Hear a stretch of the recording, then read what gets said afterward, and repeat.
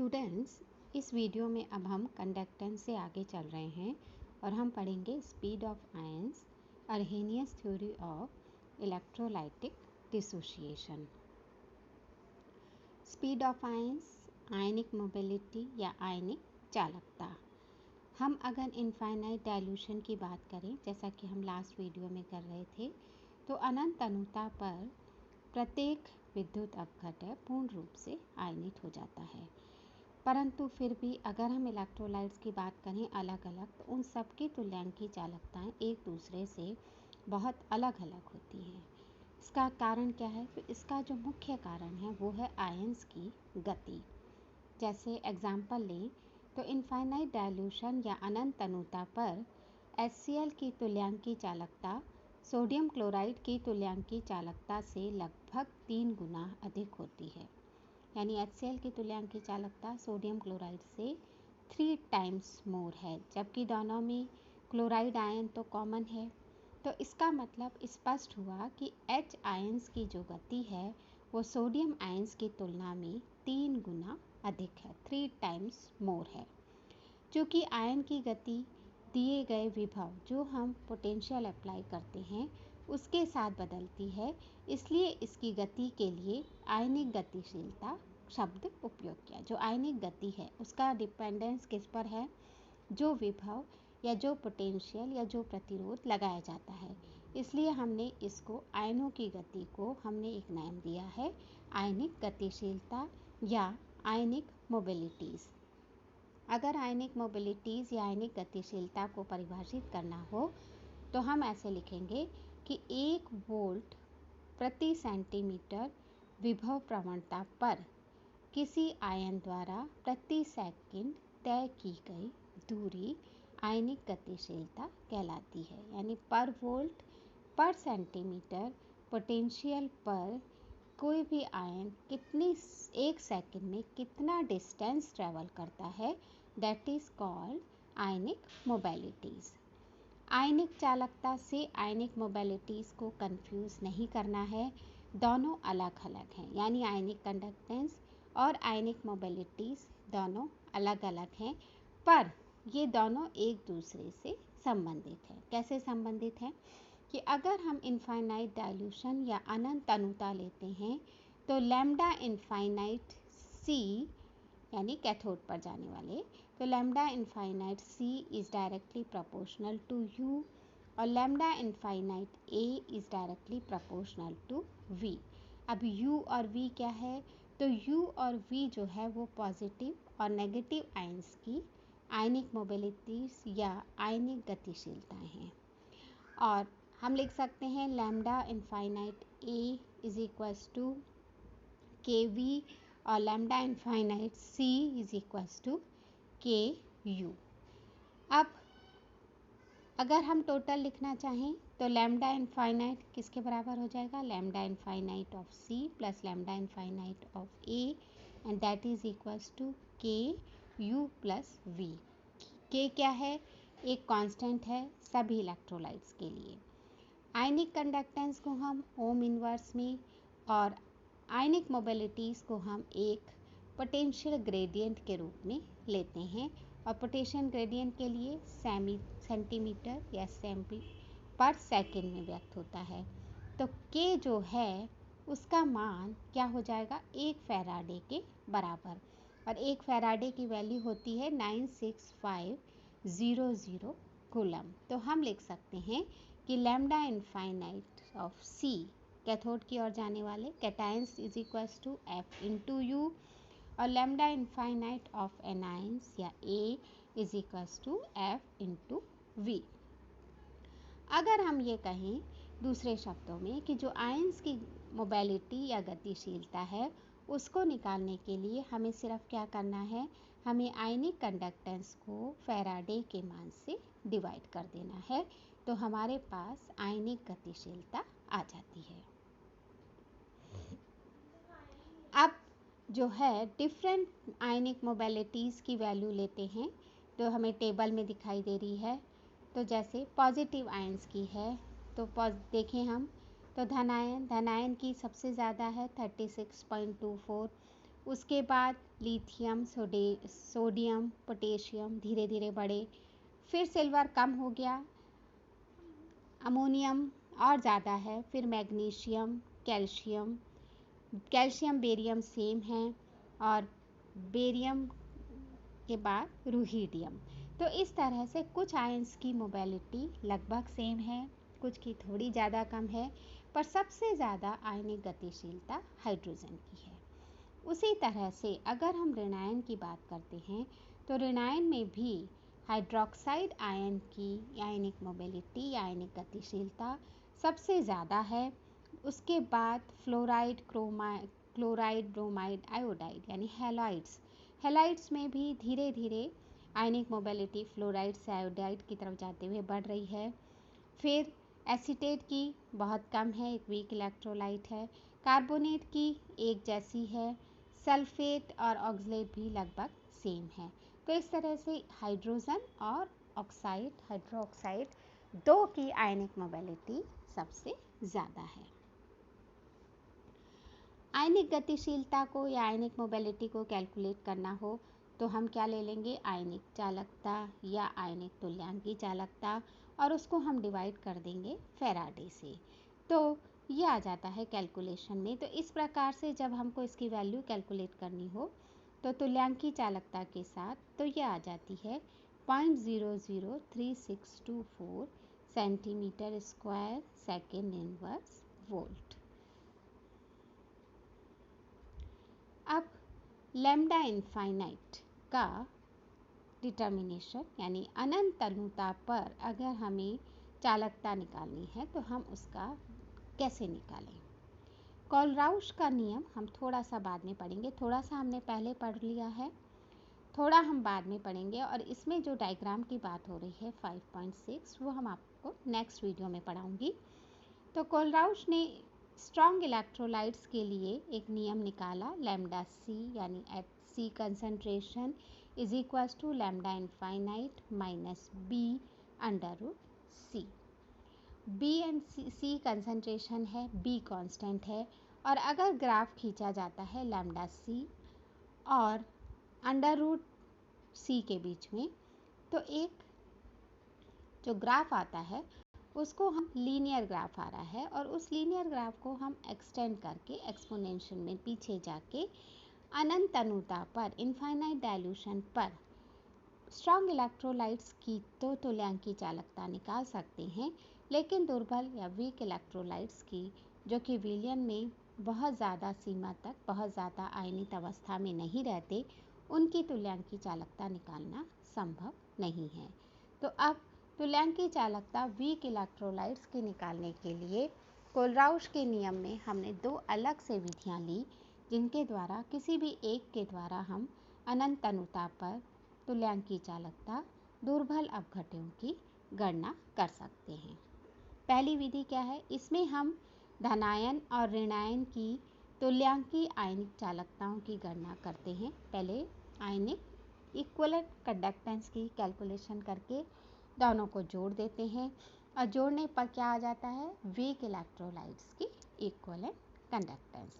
तो lambda infinite हम जानते हैं, lambda infinite of C plus lambda infinite of A, यानी कैटायन और एनायन की आयनिक तुल्यांकी चालकता। लेकिन किसी आयन की आयनिक तुल्यांकी चालकता हमें किसी ऐसे स्ट्रॉन्ग इलेक्ट्रोलाइट्स की सहायता से निकालनी पड़ती है, और आयन जिसमें अनंत अनुता पर उसकी चालकता को हम अभिगमनांक का मतलब ट्रांसपोर्ट नंबर, यानी आयंस के ट्रांसपोर्ट अभिगमन की दर, तो ये हम आगे पढ़ेंगे, इससे हम गुणा करते हैं। तो कुल मिलाकर लैम्डा इनफाइनाइट ऑफ कैटायन या एनायन लैम C is equals to N C into lambda infinite, यानी किसी भी आयन की तुल्यांकी चालकता को जब हम अभिगमनांक से गुणा कर देते हैं तो ये आ जाता है आयनिक तुल्यांकी चालकता। तो Na और Nc जो हैं वो पॉजिटिव और नेगेटिव आयंस के अभिगमनांक हैं। एक न्यूमेरिकल देखते हैं हम, जिसमें हमने लिया है कि 15 डिग्री सेंटीग्रेड पर हमने HCl और सोडियम एसीटेट की अनंत अनुता पर तुल्यांकी चालकताएं निकाली, जो कि 380 और 80 हैं। इन विद्युत अपघट्यों में H और एसीटेट आयन के अभिगमनांक N भी दिए हुए हैं, 0.84 और 0.56 हैं। तो उस स्थिति में हमें क्या निकालना है? एसिटिक अम्ल की तुल्यांक की चालकता। तो अब हम देख रहे हैं कि H की आयनिक चालकता किसके बराबर हो जाएगी? 380 मल्टीप्लाइड बाय 0.84। तो ये कैलकुलेशन आ गई। अब एसीटेट आयन की किसके बराबर हो जाएगी? 80 इंटू 0.56। तो ये हो गया ये। अब CH3COH निकालनी है तो दोनों की H और CH3CO माइनस की जोड़ देते हैं। तो इस तरह से ये HCl की आ गई और यूनिट्स हो गई ohm inverse centimetre square equivalent inverse. ये तो एक विधि है जिसमें हम चालकता डालकर दोनों को जोड़ देते हैं और हमारी तुल्यांक की चालकता का मान आ जाता है वीक इलेक्ट्रोलाइट्स के लिए। अब दूसरी विधि, इस विधि इस पर आधारित है कि प्रबल विद्युत अपघट्यों के लिए लैम्डा इनफाइनाइट का मान सीधा हम ग्राफ के द्वारा, ग्राफ को पीछे एक्सपोनेंशियल पावर तक ले जाकर फिर निर्धारित करें। लेकिन दुर्बल विद्युत अपघट्यों के लिए हम सीधा कैलकुलेट नहीं कर सकते। तो इसके लिए हम क्या करते हैं कि अगर हमें दुर्बल विद्युत अपघट्य, सपोज करते हैं कि हमें एसिटिक एसिड का लैम्डा इनफाइनाइट निकालना है, तो हम स्ट्रॉन्ग इलेक्ट्रोलाइट्स NaCl, HCl और CH3CONa इन तीनों की अनंत तनुता पर तुल्यांकी चालकताओं में लैम्डा इनफाइनाइट के लिए लैम्डा C वर्सेस C के बीच में ग्राफ खींचते हैं। और अब लैम्डा CH3CONa किसके बराबर हो जाएगा? Lambda of Na plus lambda infinite of CH3CO minus. Lambda infinite of HCl किसके बराबर हो जाएगा? Lambda infinite of H plus plus lambda infinite Cl minus. NaCl किसके बराबर हो जाएगा? Lambda infinite of Na plus plus lambda infinite of Cl minus. तो lambda CH3COH किसके बराबर हो गया? Lambda infinite of H plus lambda infinite of CH3CO minus. अब हम इक्वेशंस को जोड़ रहे हैं और उसमें से थर्ड इक्वेशन घटाते हैं। मतलब lambda infinite of CH3CONa plus lambda infinite of HCl करते हैं और minus lambda infinite of Na और NaCl करते हैं। तो अब हम देखेंगे तो इसमें लैम्डा इनफाइनाइट ऑफ Na और lambda infinite of Cl cancel हो जाता है और सिर्फ lambda infinite of H plus and lambda infinite of CH3CO minus बचता है। तो जो भी कैलकुलेशन आती है वो हमें डायरेक्ट क्या दे देती है? Equivalent conductance of weak electrolyte acetic acid. तो इस तरह से हम दूसरा है जैसे विद्युत अपघट्य AgCl, अगर इसकी हमें कैलकुलेट करनी हो तो इसके लिए भी हम यही इनडायरेक्ट मेथड काम में लेते हैं, जिसमें लैम्डा AgCl किसके बराबर हो जाएगा? Lambda of AgNO3 plus lambda of KCl और माइनस लैम्डा ऑफ KNO3। तो KNO3 कर देंगे तो क्या हो जाएगा? NO3 कैंसिल हो जाएगा और K कैंसिल हो जाएगा और सिर्फ AgCl बचेगा। तो ये इनडायरेक्ट मेथड है जिसमें ग्राफ द्वारा पहले हम दूसरे स्ट्रॉन्ग इलेक्ट्रोलाइट्स की इक्विवेलेंट कंडक्टेंस निकालते हैं।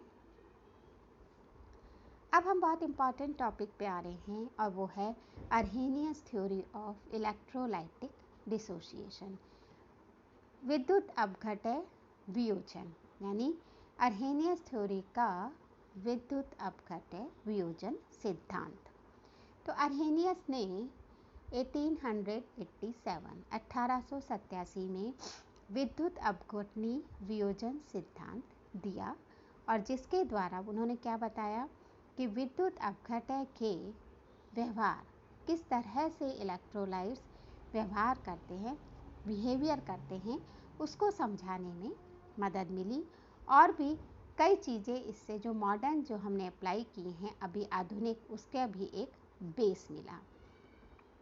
तो कुछ पॉस्टुलेट्स हैं, कुछ अभिधारणाएं हैं अर्हेनियस सिद्धांत की। सबसे पहला बहुत इम्पॉर्टेंट है अर्हेनियस का सिद्धांत, क्योंकि अर्हेनियस का सिद्धांत कभी आपसे 2 नंबर में पूछा जाता है। कभी आपसे 3 नंबर में भी पूछा जा सकता है, कभी आपसे पोस्टुलेट्स और लिमिटेशंस दोनों भी पूछी जा सकती हैं। तो सबसे पहला, जब किसी विद्युत अपघटक को जल में घोला जाता है तो वह आवेशित आयनों में टूट जाता है और उसको हम आयंस कहते हैं। और धन आवेशित आयन को हम धनायन कहते हैं और ऋण आवेशित आयन को हम ऋणायन कहते हैं। तो सबसे पहला स्टेप ये है कि जैसे ही हमने इलेक्ट्रोलाइट या विद्युत अपघटक को जल में घोला, वो अपने आवेशित कणों में, जिनको हम आयन कहते हैं, में टूटता है और अर्हेनियस ने उसके टूटने को क्या कहा, वियोजित हो जाता है। अब विद्युत क्षेत्र लगाया हुआ है तो विद्युत क्षेत्र के प्रभाव से आयन स्वतंत्र रूप से गति करते हैं।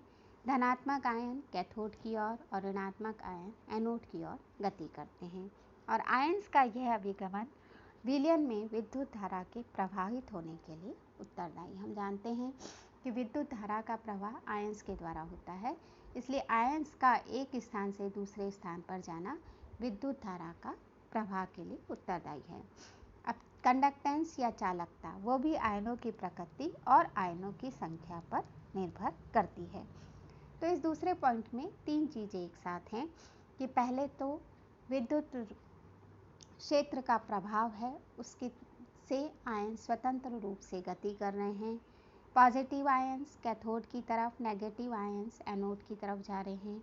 जब आयंस गति कर रहे हैं तो उसके फलस्वरूप विलयन में विद्युत धारा का प्रवाह हो रहा है और चालकता जो है वो आयनों की प्रकृति पर और उनकी संख्या पर निर्भर करती है। विलयन में धनायन और ऋणायनों की संख्या अलग अलग हो सकती है, कुछ भी हो सकती है। धनायन 4 हो सकते हैं, ऋणायन 2 ही हो सकते हैं, परंतु धनायन और ऋण आयन पर कुल आवेश समान होता है, यानी विलयन हमेशा उदासीन होता है। ठीक है, तो धनायन और ऋणायनों की संख्या अलग हो सकती है पर आवेश बराबर होगा, विपरीत आवेश, और विलयन हमेशा उदासीन होता है। चौथा पॉइंट, यह जरूरी नहीं है कि संपूर्ण विद्युत अपघटक का वियोजन हो, यानी पूरा की पूरा विद्युत अपघटक आयनित अवस्था में परिवर्तित हो, यह जरूरी नहीं है। कुल विद्युत अपघटक की वह मात्रा जो कि वियोजित होती है, जो टूटती है आयनों में, उसको हम डिग्री ऑफ डिसोसिएशन या वियोजन की मात्रा कहते हैं। अब वियोजन की मात्रा या डिग्री ऑफ डिसोसिएशन किन किन चीज़ों पर निर्भर करता है? ताप पर, तनुता पर, विलायक और विद्युत अपघटक की प्रकृति पर निर्भर करता है। तो क्या इम्पॉर्टेंट है कि विद्युत अपघटक का कंप्लीट वियोजन होना ज़रूरी नहीं है। पूर्ण आयनित अवस्था में विद्युत अपघटक नहीं होगा। जितना भी आयनित अवस्था में हुआ है वह मात्रा डिग्री ऑफ डिसोसिएशन या वियोजन की मात्रा कहलाती है और यह वियोजन की मात्रा ताप, तनुता, विलायक तथा विद्युत अपघटक की प्रकृति पर निर्भर करती है। वियोजन की मात्रा को हम अल्फा से लिखते हैं और अल्फा किसके बराबर हुआ? आयनों के वियोजित मोलों की संख्या डिवाइडेड बाय कुल मोलों की संख्या। जो हमने प्रयोग में लिए हैं वो कुल मोलों की संख्या, और ऊपर क्या आएगा? विद्युत अपघटक के वियोजित हुए वे मोलों की संख्या।